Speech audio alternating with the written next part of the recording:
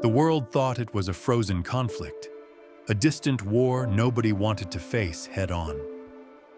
But 2014 shattered that illusion. A revolution in Kyiv sparked a chain reaction. Russia moved with ruthless precision. Crimea was taken in days. Then, in the smoke of broken promises, the war spread east. This was no longer a proxy skirmish. It was the opening act of a brutal, ongoing conflict. This is Context Daily, the story of how Ukraine's fight for survival became a global fault line. Late 2013, the streets of Kyiv's Maidan Nezalezhnosti filled with tens of thousands. The spark?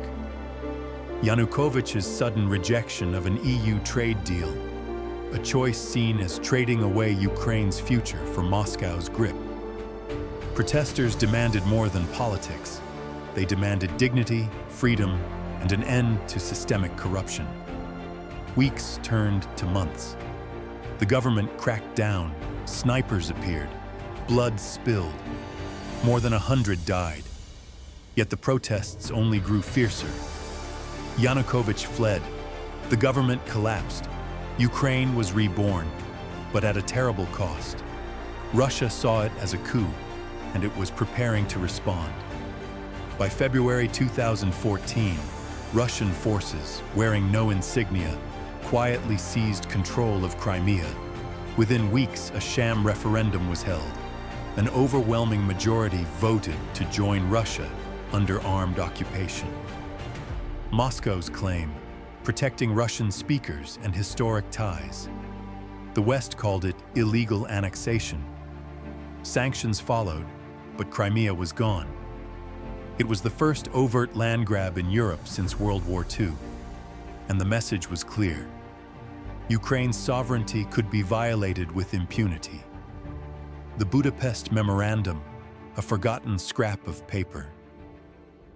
Almost immediately, unrest flared in eastern Ukraine's Donbas region. Pro-Russian separatists, armed and trained, declared people's republics in Donetsk and Luhansk. Moscow's fingerprints were unmistakable. Heavy weapons, intelligence support, and volunteers poured in. The Ukrainian army, weakened and unprepared, faced a new kind of war, not conventional, hybrid, ambiguous. A war where Russia denied involvement, where civilians were caught between guns and propaganda. By 2015, thousands were dead, cities lay in ruins, and peace talks produced little more than ceasefires on paper. In 2014 and 2015, the world scrambled for peace.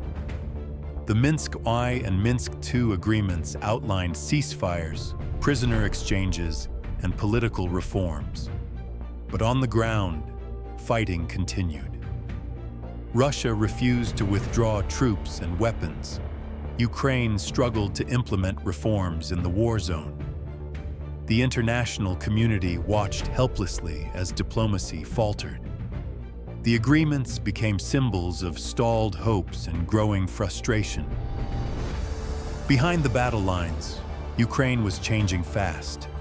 New leaders rose with promises of reform and European integration. Petro Poroshenko took office, vowing to end the war and rebuild. But divisions ran deep.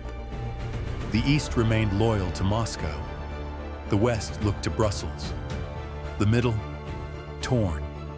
Every political move was shadowed by the war. Corruption and oligarchs still held sway, and the fight for Ukraine's soul was just beginning.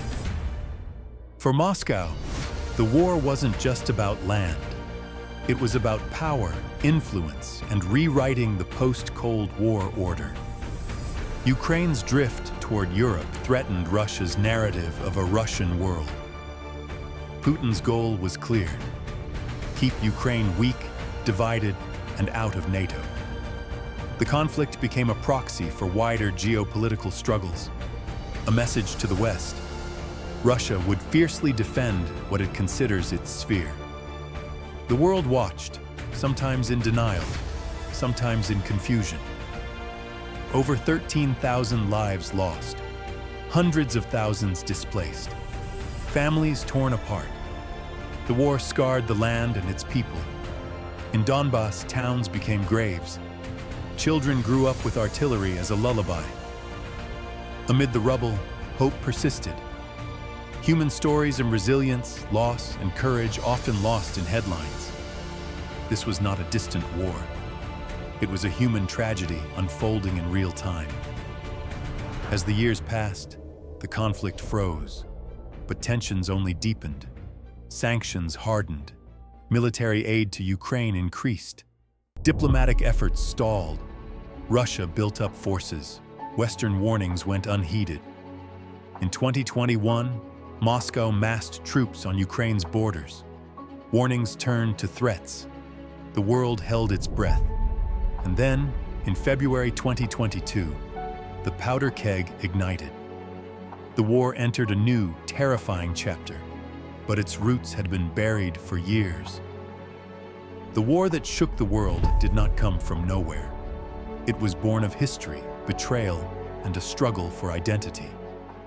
This chapter closed, but the story is far from over. Next time on Context Daily, the full-scale invasion of 2022, the world's response, the battlefield realities, and what it means for the future. This is Context Daily, where history meets the headlines.